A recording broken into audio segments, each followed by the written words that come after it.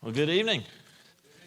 I am start with an apology for those that showed up to hear a continuation of Psalm 23 and the Good Shepherd. Brother Clarence asked me to switch with him. He left this afternoon to go to Freed Hardman Lectures, so he'll be back, Lord willing, with us next week to continue that series. Sorry, you're stuck with me tonight. But I will like to add really to some things that Steve mentioned and preached to us about this morning. I think both of these lessons will go hand in hand as he talked to us about the cost of discipleship or the cost of following Jesus. And, the very, straight line premise is it's a commitment. It's a commitment that you make. You're making a decision. It's a lifetime commitment. It's a commitment that you make for the rest of your lives. It's not something that you can kind of go in half-hearted. To say I want to follow Jesus, it's not something that, you can say, well, when it's convenient for me, I will do it.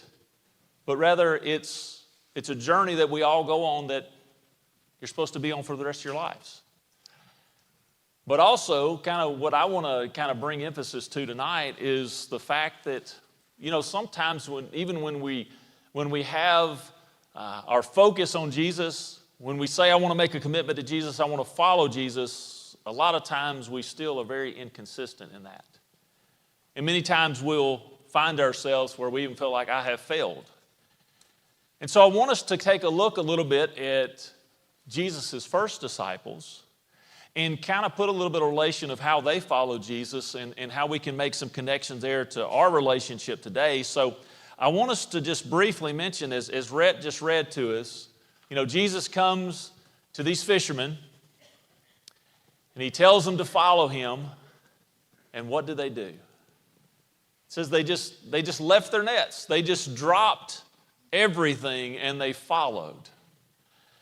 And we think about that story, and we may even think about that sounds kind of strange. Did they not make sure that the boats got in for the day? Did they not help their father, fold up the nets? Did they not take care of today's work and then follow Jesus? Because the way it reads is this: they just dropped it and they just walked off. Is that not how you read it? And I thought about that just in a sense of even you and me when we follow Jesus. Is that how we follow him? Do we make a commitment to follow him and we drop everything and we do it right then and there and nothing else matters? It's hard to argue with the commitment and the loyalty that Jesus' disciples had. You see them in instances like this where they drop everything and they start following him and they follow him, they follow his mission, but I'm sure at the same time you look at this and you also sometimes think about the inconsistency that we see in their lives. Maybe the fact that they wanted to follow Jesus, they were ready to drop everything, they were ready to follow him from place to place, leave their families, but also you see the inconsistency sometimes in their lives. Have you ever thought, you see the stories like this where it says, they just dropped everything. You can throw Matthew in this place as well as he goes up to the table and Jesus says, follow me. Matthew just gets up from the table and just walks off. You see that sort of that desire, that commitment, but then do you ever wonder about other times where you ever said to yourself, how in the world could Peter deny Jesus 3 times in just a small moment of time? How could he do that? And on top of that, if it was just a few hours earlier when he said, I'm ready to die with you, Jesus, I will die before I'll deny you. Or Judas, who sells Jesus for 30 pieces of silver. Or how they were willing to follow him to the death until Jesus was arrested, and then they all scattered and went and hid. See, we look at these stories, and what comes to mind? Do we see commitment, or do we see inconsistency? And I would say, as we've said this so far, to not be too critical of the disciples of Jesus. not to be too harsh and judge them too harshly for things that we can read, and we know we do it. We look at it sometimes and say, well, how could they do this? How could they do that? I mean, they saw the miracles with their own eyes. They were with him. They heard the teachings. I think we don't need to be too critical because I think this is something that we can understand as well, quite well. We understand inconsistency. Whether we're willing to admit it or not, we probably look at some of these stories and say, well, that's just like you and me. You ever feel one day that you have so much faith that you're ready to move mountains and you're ready to talk to anybody and everybody about Jesus Christ, and then 2 days later you act as if you don't even know him? Has that ever happened? So I think we understand this idea of, on the one hand, we can have confidence to want to follow Jesus and know Jesus, and then the next thing we know it, we don't know who he is. So I put this on the screen, and probably you've heard this before, as several philosophers throughout the years have said, basically the only consistency is inconsistency. And I think we can sort of see that in our own lives. So for this particular scene we see here of the disciples, they dropped everything. And maybe sometimes you would ask yourself, well, why did they drop everything? How could they have done that? What motivated them to do that? And that goes back to a little bit of the history of the Jewish culture. You have here the people of Galilee. They were some of the most religious Jews, and they wanted to follow the law. They taught the law. They had deep reverence for the Scriptures. And much like most of these other communities, they would teach their children from a very small age about the Scriptures. But most of them, as well as we know, much like Jesus, he grew up in learning his family's trade of being a carpenter. These men, fishermen. And there were very few people in their communities that would actually, sort of leave their families, leave their area to go follow a rabbi. That would be, that would be a great honor to them to be able to do that. Most people didn't have that privilege to do that. So when Peter and Andrew and James and John, when they are stood with this opportunity, this once-in-a-lifetime opportunity to follow a rabbi, they looked at that as an honorable thing.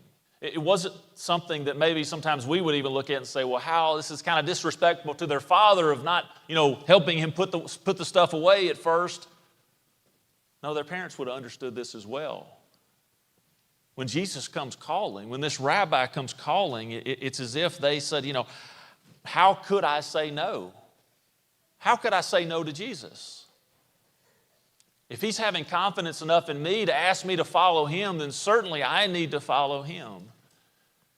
See, we see this example of sort of this extreme amount of like confidence and faith that they had and excitement they had, but we know as well not everybody follows that same pattern either.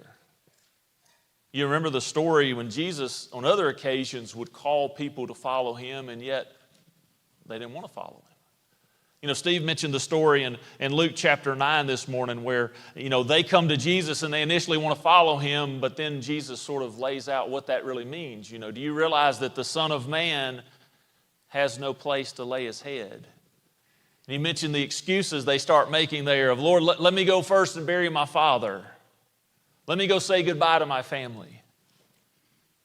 And Jesus rebukes that. He rebukes the idea of thinking that it's on your terms that you can follow Jesus. But again, we can understand that because sometimes we get caught up in thinking that we can just casually follow Jesus. You remember the story, the parable that Jesus told in Luke chapter 14, where it was the parable of the banquet. And he told them it's time to go out and get the people. And then they started hearing one after another these excuses of why they didn't want to come to the banquet. Remember the one that said, well, I bought a field, so I need to go check on it. I bought some oxen, I need to go check them out. I need to go, test them. And the third one, which we're still trying to figure out, where the man said, I've married a wife, so I cannot come. Excuses. Now, see, again, we look at some of those things sometimes and we say, man, how could they make, what are they talking about? This Jesus is right in front of them and they have this opportunity, and yet they make excuses. But like I've said, we probably deep down we understand this. We understand what it means to make an excuse, because if we look at our own lives, we can find a lot of inconsistencies. I wonder how we really view our commitment to Jesus. Do we treat it like a light switch, or we just turn it on and off whenever we need it? So what I want us to do, I want you to go over to Mark chapter 6 first. We're just going to read a couple of stories.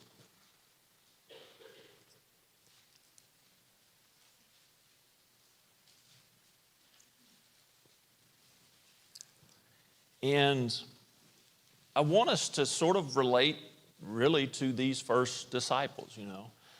And notice as well as you're turning there, I don't want us to necessarily, you know, walk out of here with the mindset of, well, yeah, you're right, the only consistency I have in my life is inconsistency. You know, I continually find myself, not meeting the standards that I know I should be meeting. And I don't want that to be necessarily, us to have the mindset of, well, that's a very discouraging thing, or that's something that I just need to give up.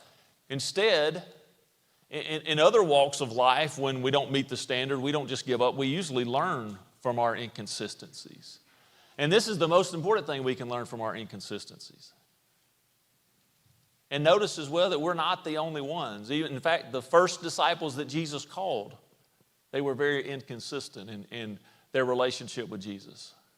So I want to take a look at, there's a couple of stories here that really are going to sound very similar. They're going to essentially get the same message across, although there are two different stories. And the first one is there in Mark chapter 6. Let's just read it. We're going to go down to verse 30. It's probably a pretty familiar story that you've heard before, but it says, the apostles returned to Jesus and told him all that they had done and taught. And Jesus said to them, well, come away by yourselves to a desolate place and rest for a while. For many were coming and going, and they had no leisure even to eat. And they went away from the boat to a desolate place by themselves. And now many saw them going and recognized them. And so they ran there on foot from all towns to get there ahead of them.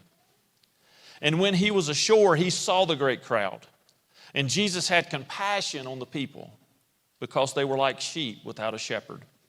And he began to teach them many things.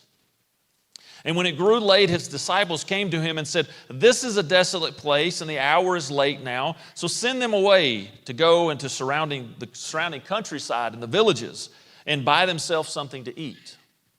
But Jesus answered them and said, you give them something to eat. And they said to him, shall we go and buy 200 denarii worth of bread and give it to them to eat? And Jesus said, well, how many loaves do you have? Go and see. And when they had found out, they said 5 and 2 fish.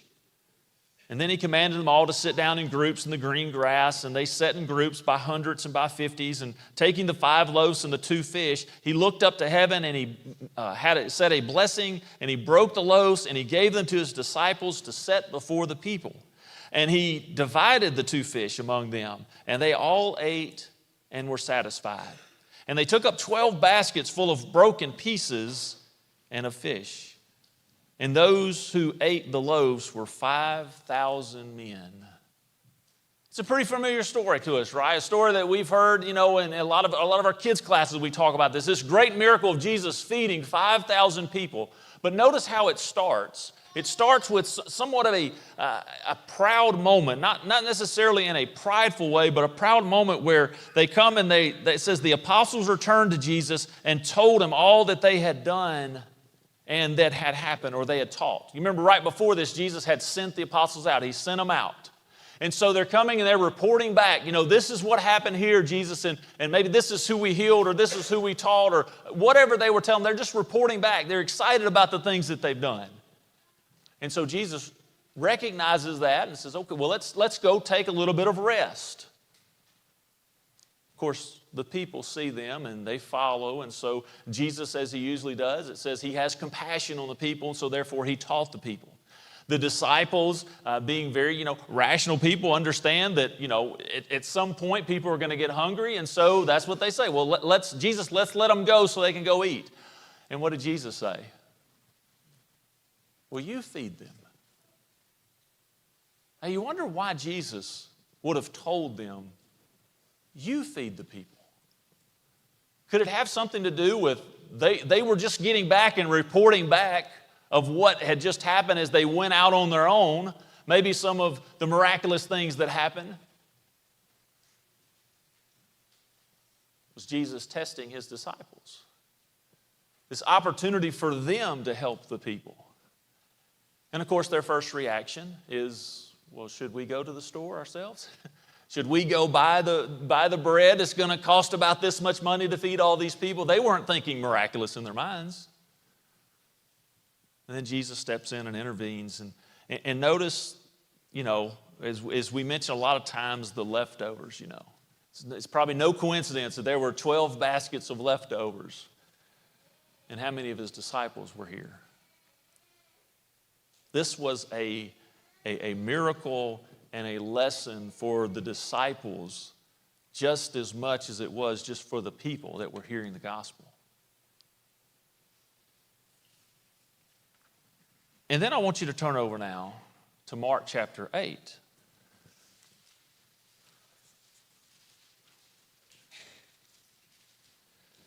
Because in Mark chapter 8, now you're going to come across another story, again, that's going to sound very familiar or similar, although it is different. Look there, chapter 8 at verse 1. In those days when, again, the great crowd had gathered and they had nothing to eat, he called his disciples to him and he said to them, I have compassion on the crowd because they have been with me now 3 days and nothing to eat. And if I send them away hungry to their homes, they will faint on the way because some live from very far. And so his disciples answered him and said, well, how can one feed these people with bread here in this desolate place? And Jesus asked them, well, how many loaves do you have? They said 7. He directed the crowd to sit down on the ground. He took the 7 loaves, and having given thanks, he broke them, and he gave them to his disciples to set before the people. And they sat before the crowd. And they had a few small fish, and having blessed them, he said that these also should be set before them. And they ate, and they were satisfied. And they took up the broken pieces left over. There were 7 baskets full. And there were about 4,000 people. And then he sent them away. And immediately they got into the boat with his disciples. Familiar story, a lot of similarities, but notice it's not the same story. Ultimately, you have 2 different locations here. You got 2 separate events. You got 2 separate crowd sizes mentioned. You got 2 separate numbers of loaves of bread. So it's 2 different stories, but a lot of similarities. Number 1, Jesus having compassion for the people. We see that over and over, a reoccurring thing. We see the disciples' first response, again, is, how can we feed them? Now, I know what you're thinking when you read this the first time, because I think it too. You're like, did they not just remember what Jesus did just a little while ago at another place when they didn't have much food? But yet, what were their thoughts? Does it sound like, again, they're asking or they're ready to have a miracle performed? So Jesus again steps in and intervenes. And all there were a different number of baskets, maybe the 7 loaves and the 7 baskets left over. Same thing happened. People ate. People were filled. And the disciples were very aware of where these things came from. Which really just brings us to, the point of this evening. The idea that the only consistency is inconsistency. And again, we're not looking at these stories in a sense of, like I've said, being so harsh on the first disciples, because again, it's something that we ourselves understand. if we're honest with ourselves. We understand the idea of being inconsistent in our relationship with Jesus, of maybe understanding what the cost of following Jesus is, but not always following through with what we're supposed to do. And I think that, on one hand, we can look and we can say, well, how can they do this? Or how did they say this? Or why didn't they remember? But we don't necessarily even have to do that, because Jesus will actually do that for us. Jesus, as the master teacher, as the rabbi, will sit them down on occasions and will remind them of what it means to be a disciple, of what it means to follow him. We see there just a couple of verses later, verse 14. Now they had forgotten, they moved on. It says, now they have forgotten to bring bread. And they had only one loaf with them in the boat. And Jesus cautioned them, saying, watch out. Beware of the leaven of the Pharisees and the leaven of Herod. And then they began discussing with one another the fact that they had no bread. And Jesus, aware of this, said to them, why are you discussing the fact that you have no bread? Do you not yet perceive or understand? Are your hearts hardened? Having eyes, do you not see? Having ears, do you not hear? Do you not remember? What's Jesus going to ask them if they didn't remember? Well, look at the next verse. When I broke the 5 loaves for the 5,000, how many baskets full of broken pieces did you take up? They said, 12. And the 7 for the 4,000, how many baskets full of broken pieces did you take up? They said, 7. And he said to them, do you not yet understand?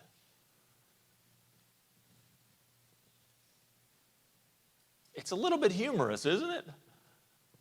Some of the interactions sometimes that Jesus has with his disciples. I mean, can you imagine that story in your head a little bit where Jesus is almost, now how many baskets did we have left over the first time? How many baskets did we have over the second? How do you not remember? Why do you think that I'm talking about just simply bread because you only brought 1 loaf? Jesus rebukes them. How could they still be worrying about something as minor as what they're going to eat for their next meal? But if we're honest, how many insignificant things do we get worked up over? Do we find ourselves worrying about every day? What kind of things in this world do we find ourselves giving so much more attention than we really should? How often do we forget about the comfort and the peace and the joy that's supposed to be in our hearts by being a follower of Jesus? You see, we can't be too harsh on the disciples because we're just like them. We do this all the time. Again, it's not about us feeling bad or discouraged about that. It's us saying that, hey, there's still a lot of work for all of us to do. The disciples focus here just on this, we have 1 loaf of bread. It just shows us and illustrates to us our own human tendencies. That sometimes we can just get preoccupied with a thing that's like right in front of us, this day only, and sometimes material concerns. And sometimes when we do that, we leave the focus of the deeper spiritual lessons of life or the spiritual matters that we should be focusing on. I mean, in this particular case, what is Jesus trying to remind his disciples about? Beware of the Pharisees. Beware of Herod. What do those things represent? The idea that these are the very people that are rejecting Jesus as the Messiah. The people that he continually calls out for their hypocrisy or for their legalism or for their traditions that they want to hold higher than the Scriptures, or the fact that they want religious control, their spiritual blindness. Jesus is trying to help his disciples. Don't forget about the Pharisees and how they are against us. warnings that a lot of times we need. Even today, we need to heed the warnings. But yet here are the disciples just wondering about what they're going to do to eat because they only have one loaf of bread. Inconsistency.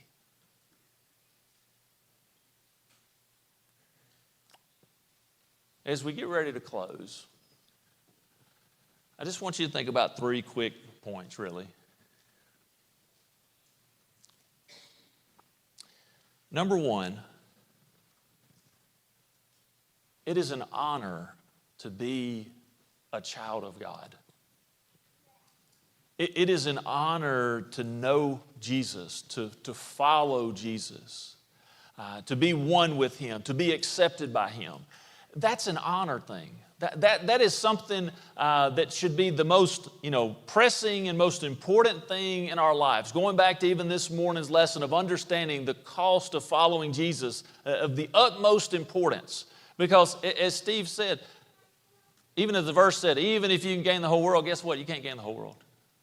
You can't even come close to it. But isn't it an honor to know Jesus, to have a relationship with Jesus? And I say it this way, that Jesus understands inconsistency. That's the thing. Don't get so discouraged and say, I have to give up because I'm not living up to the standard, or I make this mistake, and then I made this mistake, and I made this mistake. Instead, understand what an honor it is to know Jesus, to have a relationship with Jesus. As Hebrews would tell us, we have a high priest who understands our weaknesses.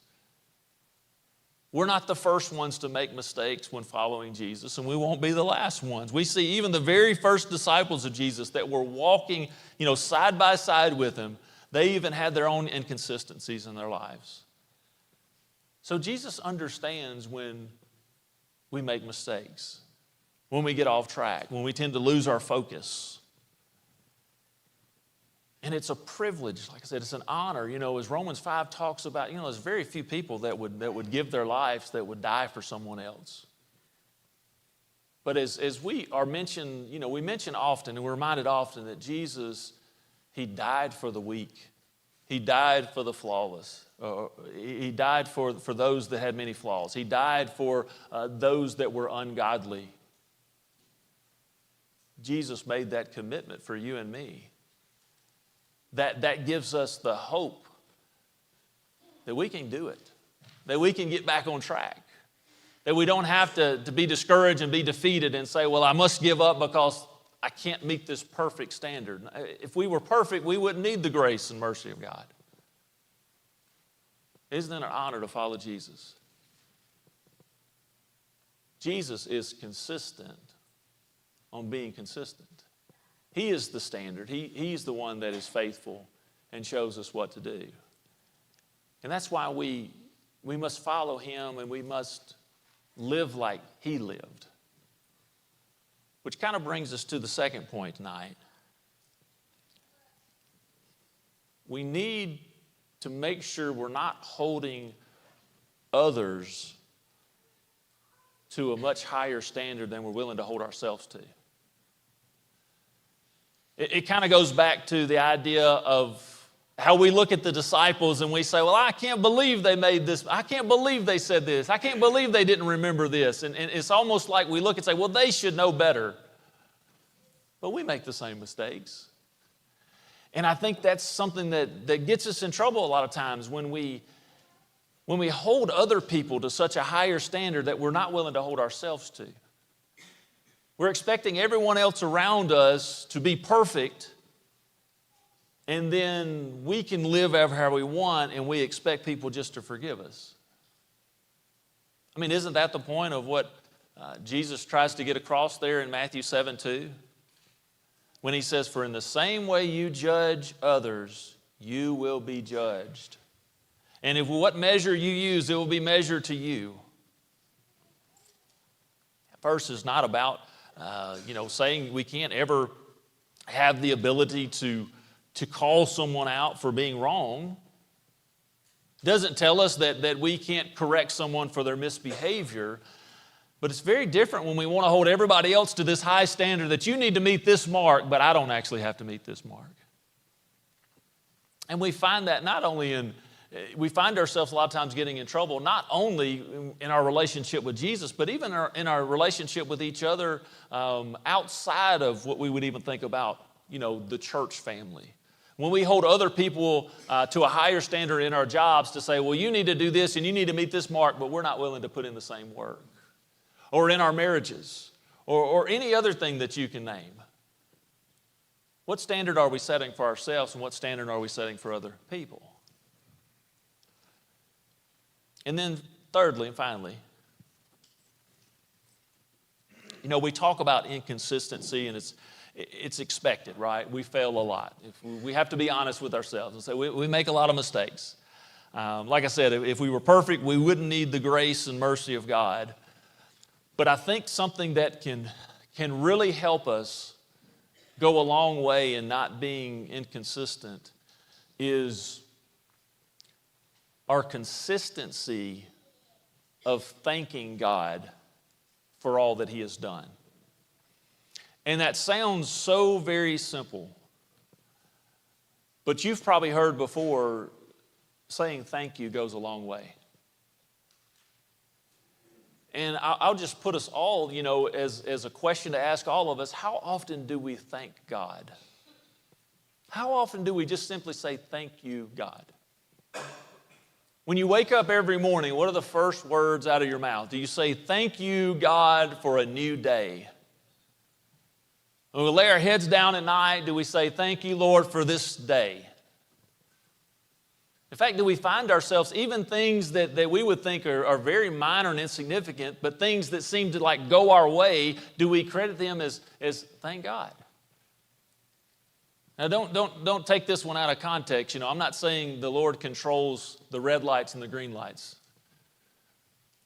But when a red light is there and you're coming up and you really don't, and you really I've got to stop again. I've already stopped at 6. And then it just turns green where you don't even have to hit your brakes and you can just keep on going the next way. Do you ever say, thank you, Lord, for that green light? I'm not saying He flipped it, but I'm saying, is there anything wrong with just, again, all the positive things that happen in our lives, do we thank God for them?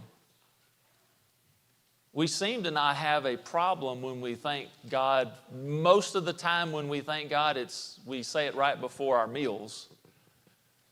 Thank God for this meal and help it go to the nourishments of our bodies. Are we asking sometimes for a miracle knowing what we're about to eat?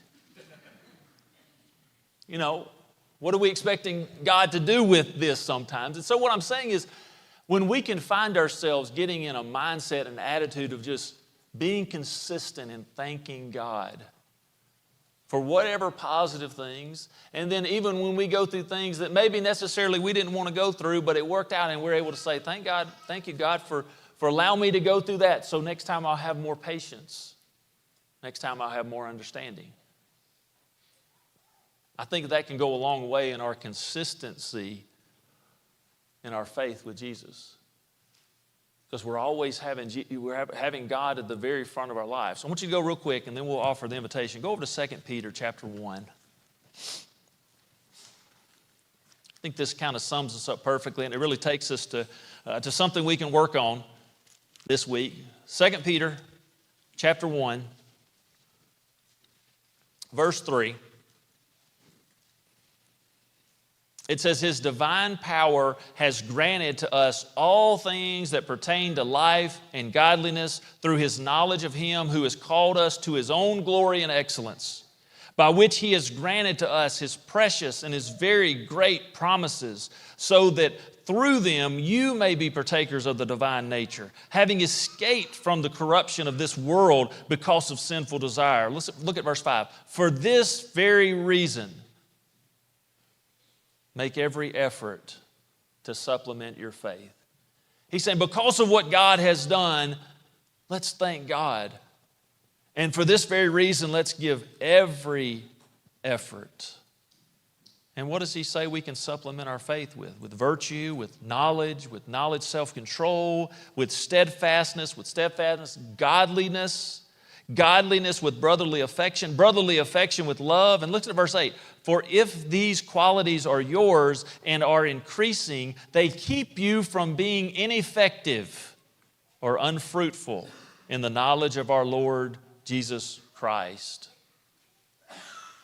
In other words, if we will work this week to add these qualities to our faith, it'll keep us from being unfruitful in the Lord's kingdom. In other words, it'll keep us from being inconsistent in our faith. But we have to go and do it. It's not just a matter of us knowing the cost of following Jesus, but we have to go do it. And we have to find ourselves just being less and less inconsistent as the days go on to work on being more faithful and more faithful. We want to offer an invitation this time. The invitation is open to anyone and everyone who looks at their relationship with God right now and says it's full of inconsistency. I'm just not meeting the standard that God has put before me, that Jesus wants me to live, that even I hold to myself. And I'm tired of feeling inconsistent. If we need to pray with you about those things, we want to do that. There's someone here tonight that says, I'm ready to fully commit my life to Jesus. And you want to become a child of His. We want to assist you in doing that as well. If there's anything we can do for you tonight, would you please come as we stand and sing this song?